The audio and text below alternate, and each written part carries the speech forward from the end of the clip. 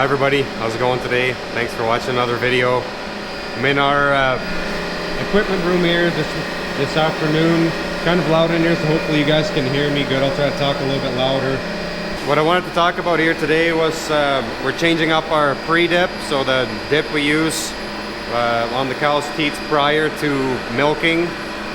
We've used a product called TheraTrate for probably 4 years or so. It's a iodine-based pre-dip. I think it's 0.5% iodine, and then there are some emollients, some skin conditioners in that dip also. I think maybe 1%. Don't quote me on that. But we're actually changing to a non-iodine dip. Iodine has gotten very expensive. Looked at alternatives here probably 2 months ago already. But what our dealer has about 3-4 months worth of dip on hand for us. So worked through that product, and we're on the last barrel of TheraTrate here today. We actually put that through a foamer in the Parlor, and I'll show you guys that here in a second. We used TheraTech Plus as a pre-dip prior to this, a very popular pre-dip. Pre-dip or post-dip can be used for either one. We used it as a pre-dip all the time. That's a 1% iodine, and probably 5-ish years ago we switched to TheraTrate because of similar reason why we're changing today. TheraTrate was quite a bit cheaper than TheraTech Plus at that time, and even TheraTrate that comes as a concentrate, and then our dealer mixes it at their place and then delivers it mixed here. That's gotten quite expensive. So we're going to try a product called Command. This is the TheraTrate here, and this is the Command. They're both Gia products. A lot of our dips and chemicals come from Gia. It does look like it's a different color. I think it's a little more yellow, a little more clear. So we're going to run this through our foamer also. So I wanted to be here when we were close to switching, because I'm thinking I'm going to have to change the settings a little bit.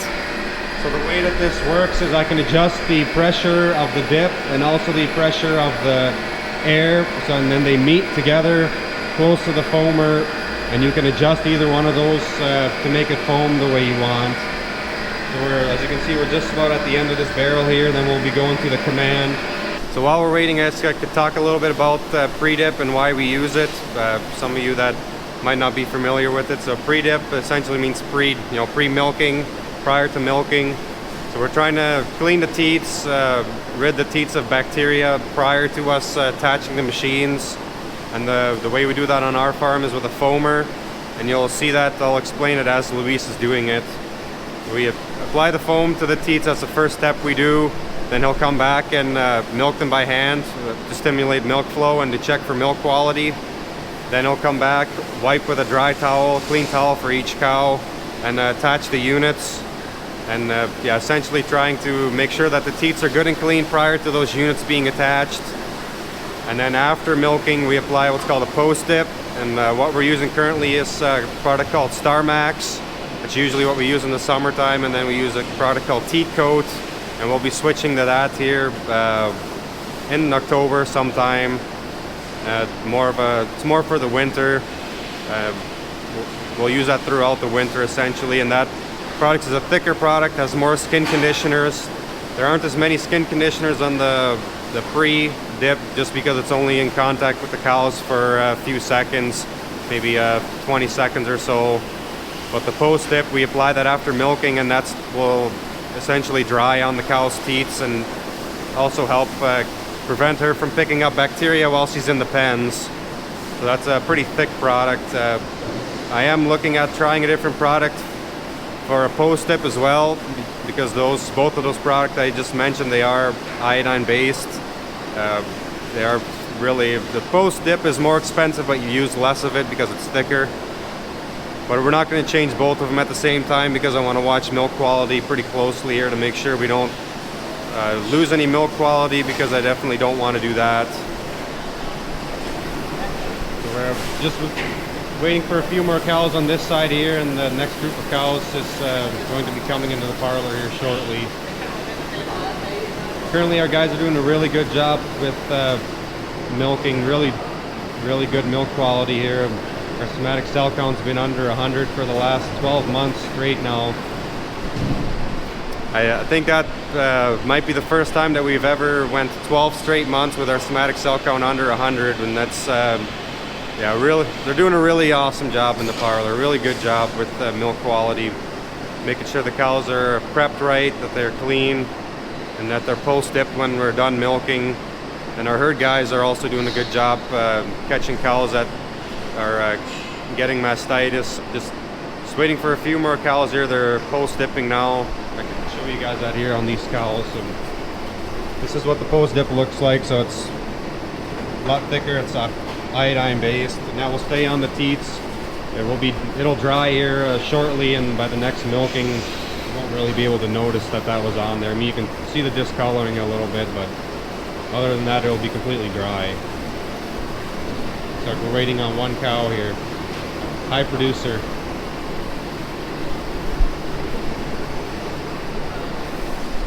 So we're normally not cleaning in here when the cows are being milked, but just for this, the way it works with the schedule, and because we're milking just about around the clock, we do have to do some work in here sometimes when we are milking cows.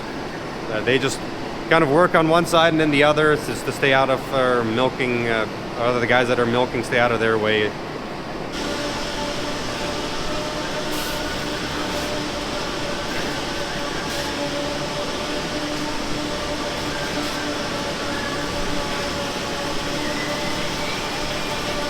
You can see essentially just makes a foam. This is a lot thinner stuff than the post-dip, but get the foam on the teats, and then they'll come back and milk them by hand. Just a couple squirts of milk out of each teat.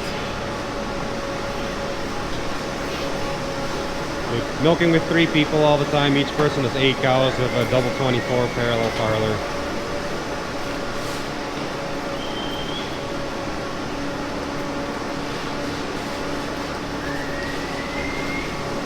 The way this works, you push the handle and then foam comes out, and I actually cut the bottom of this off. It should be closed, so you save some dip with it being closed, but I actually cut that off because we don't do any prep prior to pre-dipping, so we like to keep any sand and debris to just drop right out of that pre-dip foamer.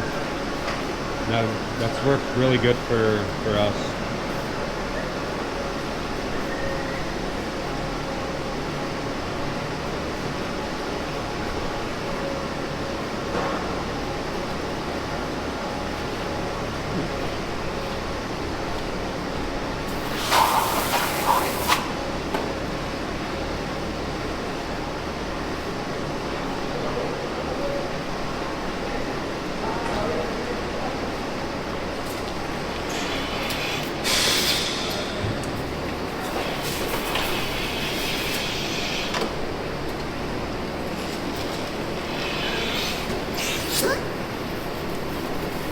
And when we wipe 2 cows, attach 2 cows, wipe 2 cows, attach 2 cows.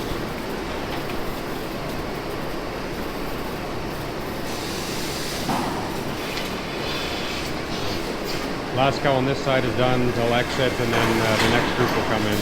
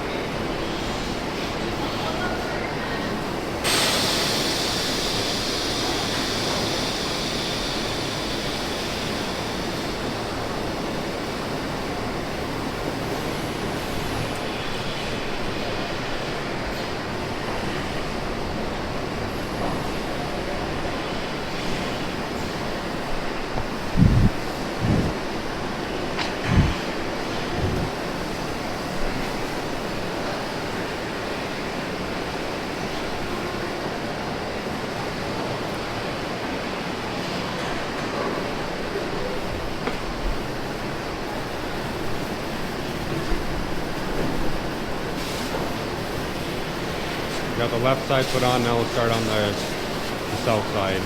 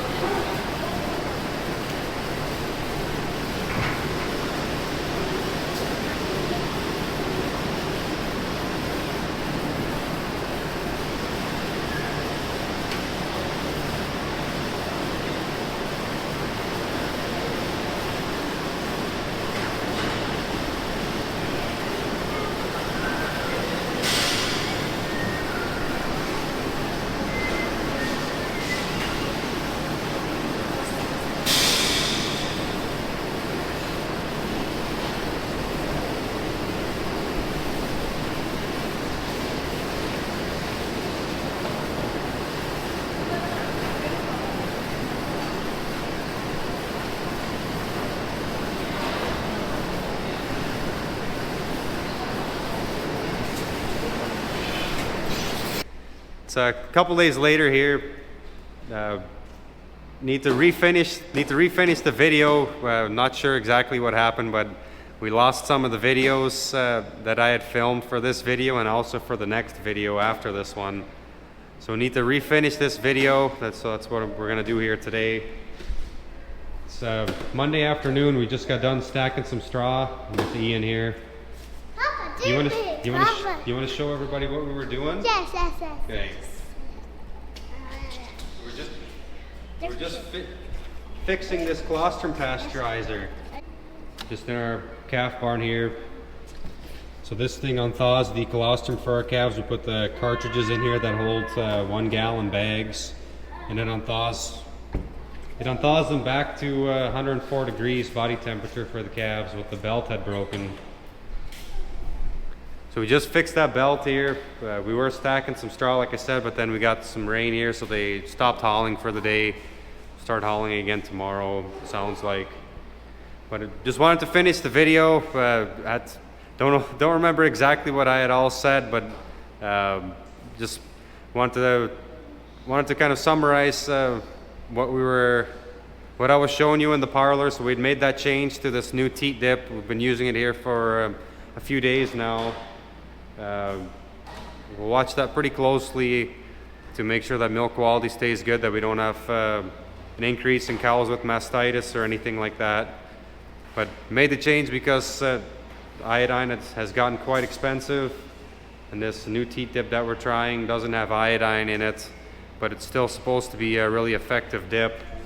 So we'll find out here, we'll watch it closely, but guys have been doing a really good job in the parlor, and the cows are doing really good. Milk price kind of sucks right now, but I'd rather have it this way than having a good milk price and having the cows do poorly or having poor quality milk, because that's something that we can control partly.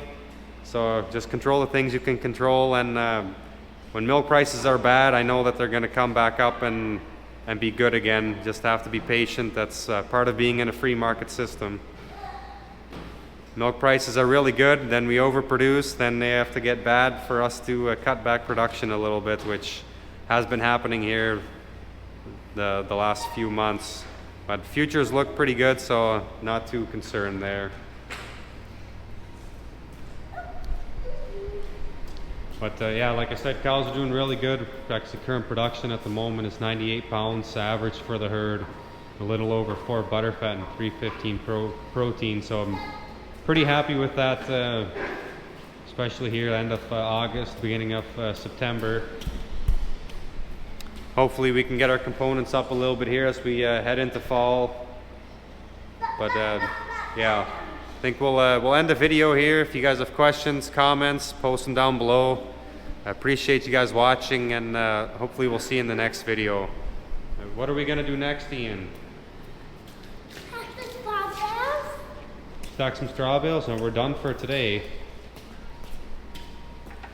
You want to say bye to everybody? Bye bye. See you next time? See you next time. Okay.